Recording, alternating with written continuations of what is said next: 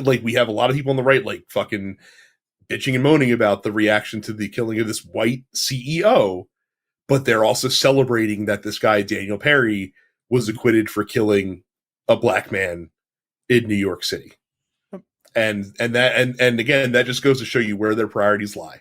Again, these are the same people who fucking celebrated the acquittal of Kyle Rittenhouse when he murdered two liberal protesters at a protest. Mm-hmm.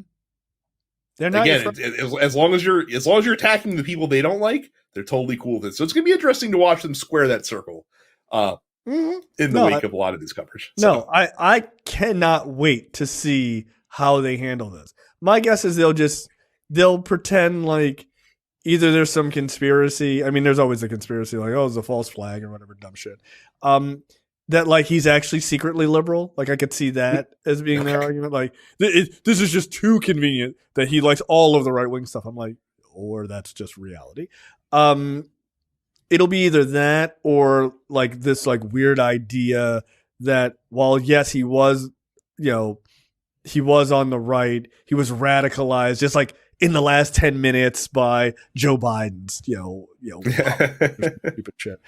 But it'll be interesting for them to square that circle because this would be the third shooter, like major shooter that's been right wing. Two of them going after Trump, quite specifically, and now you've got a right winger going after likely a very conservative person, right? Like and CEO. So I find it interesting. I find it fascinating. I don't feel sorry for Brian Thompson at all. And I'm not going to be like, oh, please don't put Luigi Mangione in prison. But at the same time, if he gets off, I'm going to fucking laugh my ass off because you're in a world of trouble. You literally are. Actually, you're still in a world of trouble because even him being named is going to create that idea of like copycats and all this other shit. I mean, you're in trouble because the wide reaction across social media in the wake of this was like, oh no. Anyway,